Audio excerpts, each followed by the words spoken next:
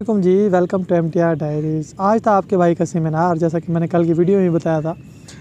तो सेमिनार मतलब हमारा ये होता है कि एक हमने जो अपनी रिसर्च करनी होती है उसके हवाले से एक हमने जो हम सिनॉप्सिस बनाते हैं ना, समझ लें उसी की शॉर्ट फॉर्म में उसको हमने प्रेजेंट करना होता है कि हम क्या क्या रिसर्च में करने जा रहे हैं, सारा कुछ। तो प्रेजेंटेशन देने में हम शुरू से ही जो है आपका भाई कभी टेंशन नहीं रही इस चीज़ की, और बोलना तो जहाँ मौका मिले बोलने का हम तो तैयार रहते हैं। बड़े एक्साइटेड थे कि बस जो तबीयत की नासाजी थी उसकी थोड़ी टेंशन थी, बाकी अल्हम्दुलिल्लाह आज सुबह उठे तो तबीयत भी ज़रा संभल चुकी थी।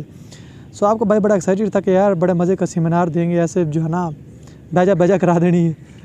मगर हुआ ये कि जब सेमिनार स्टार्ट हुआ तो शुरू में एक जुमला बोला गया और उस जुमले के बाद चिरागों में रोशनी ना रही कि all the students are suppose to present their presentation in English. अब पता नहीं मैंने ये जुमला भी सही बोला नहीं बोला, क्योंकि इंग्लिश आपके भाई की हमेशा से तंग है।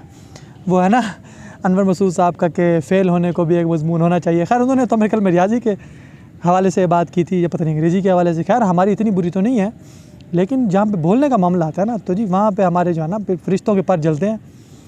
और वो है ना एक बड़ी मज़े की बात बनी हुई कि हम भी क्या मज़ेदार कौम है कि हम बोलते उर्दू में पढ़ते इंग्लिश में और हमारा आखिरत में हिसाब अरबी में होना है तो सारा की बनना है। खैर जी वहाँ आपके भाई फिर टेंशन होगी वहाँ पे, तो मजबूरन फिर वही हुआ कि जब स्टेज पे गए तो बस फिर वो जो खानापुरी वाला काम होता है कि पढ़ के जनाब हमने ऐसे प्रेजेंटेशन दी, सेमिनार भुगताया। उसके बाद जनाब जो टीचर्स थे हमारे, उनमें से हमारे जो चेयरमैन साहब हैं वो माशाल्लाह बड़े सवाल पूछते हैं। सो उन्होंने 2-4 सवाल पूछे, वहाँ फिर आपका भाई फंस गया, क्योंकि हमारी तो इंग्लिश फंस जाती है ना जी। अब सवाल का जवाब आता हो लेकिन आपको इंग्लिश ना बनानी, हम तो दिमाग में प्रोसेस कर रहे होते हैं कोई जुमला बोलने से पहले कि उस जुमले को इंग्लिश में दिमाग में कन्वर्ट करेंगे, फिर उसे प्रोनाउंस करेंगे, फिर फंस जाता है। तो अगले में इतने में अगला समझता है कि उसको शायद नहीं पता। खैर वो भी एक जो है ना सिलसिला गुजर गया, और जो हमारी ये प्रेजेंटेशन थी इस हवाले से यादगार बन गई। और ये हमारी जनाब एक दुखी सी आप बीती है कि हमने मतलब कहाँ हमने जाके वहाँ शान नज़ूल जैसे अल्फाज बोलने थे, वहाँ हमने क्या कहते हैं जहाँ हमने तरीका वारदात बोलना था वहाँ हमें मेथोडोलॉजी बोलना पड़ गया। तो आप सोचें कितनी मुश्किल हुई होगी हमारे ऊपर। खैर ये जो चीज़ है यही लर्निंग फेज़ होता है इंसान का। मैंने ज़िंदगी में पहली दफ़ा इंग्लिश में प्रेजेंटेशन दी है, वरना प्रेजेंटेशन देने का मुझे हमेशा बड़ा शौक रहा था। BS में भी जो है ना हम ग्रुप बने हैं तो प्रेजेंट आपका भाई कर रहा है, क्योंकि बोलने का जहाँ मौका मिले आप तैयार हैं। लेकिन फिर वही बात कि इंग्लिश में पहली दफ़ा बोला था ज़िंदगी में, तो यहाँ पर ज़रा फंस गए। लेकिन वही बात है, ज़िंदगी में हर काम पहली दफ़ा करना पड़ता है। तो बाकी प्रेजेंटेशन आपने देनी हम अच्छा ये चीज़ भी होती है यार हमारी यूनिवर्सिटीज़ में अक्सर। तो कई लड़के मैंने देखे हैं उन्होंने पूरी BS लाइफ में एक प्रेजेंटेशन भी नहीं दी, कोई आई जुगाड़ कर के बच बूझ के निकल जाते हैं। अब आगे जाके बड़े मसाइल होते हैं, यानी आप अगर स्टेज पे नहीं बोल सकते तो आपको बड़ा मसला होगा।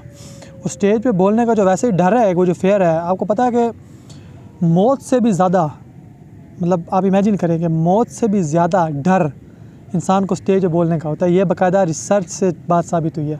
तो बड़ी अहम चीज़ है, इसके लिए बाकायदा टैक्टिक्स सीखने चाहिए। हमने तो खैर मतलब उस तरह सीखे तो नहीं प्रॉपर, है तो चीज़ें बाद में पता लगी।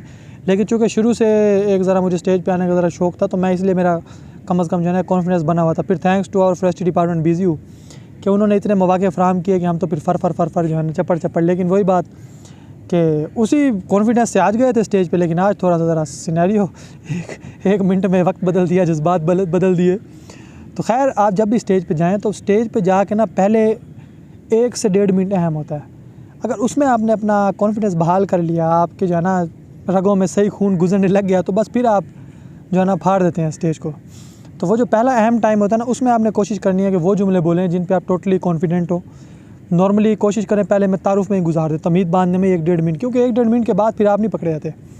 और स्टेज का वो टोनी रॉबिन्स बहुत बड़ा स्पीकर है, उसके बारे में आता है कि वो जब हालांकि मोटिवेशनल स्पीकर है, पब्लिक स्पीकर, वो स्टेडियम से खिताब करता है, लेकिन उसके बारे में आता है कि जब वो खिताब करने जाता है पहले वो कितनी दफ़ा उठक बैठक करता है अपना कॉन्फिडेंस बहाल करने के लिए। तो ये चीज़ नेचुरल है। बड़े से बड़े स्पीकर को भी ज़रा आप नॉर्मली कभी आप देखें, बड़े बड़े उलमा कराम हों, बड़े बड़े स्पीकर्स हों, वो शुरू में उनकी पेस और होती है बोलते हुए, फिर बाद में उनका और सिस्टम हो जाता है, बाद में कॉन्फिडेंट। क्यों वक्त के साथ साथ जैसे इंसान बोल रहा होता है, लोगों के रिस्पॉन्स के साथ आपका कॉन्फिडेंस का ग्राफ ऊपर जाता रहता है। तो खैर ये स्किल्स कुछ ऐसे हैं जिनको सीखना चाहिए। और यूनिवर्सिटीज़ में मैं तो हमेशा कहता हूँ यार, अगर मैं कभी टीचर बना तो मैंने तो बहुत ज़्यादा प्रेजेंटेशन लेनी है अपने बच्चों से, क्योंकि कॉन्फिडेंस उनको देने का यही वाहिद तरीका है। उनकी क्रिएटिविटी को बढ़ाएं, उनके कॉन्फिडेंस को बढ़ाएं। वही 4C का फार्मूला, कॉन्फिडेंस, क्रिएटिविटी और इसके अलावा कंट्रीब्यूशन, करैक्टर। तो खैर ये तो पहली 2 चीज़ें हैं, ये डायरेक्टली इस चीज़ का इससे ताल्लुक़ होता है। तो ये थी खैर मेरी सेमिनार की कहानी। बात कहाँ से कहाँ निकल गई, लेकिन मैंने कहा चलो एक ज़रा लर्निंग पॉइंट ऑफ व्यू से भी थोड़ी बातें मैं कर दूँ। Thank you so much ji.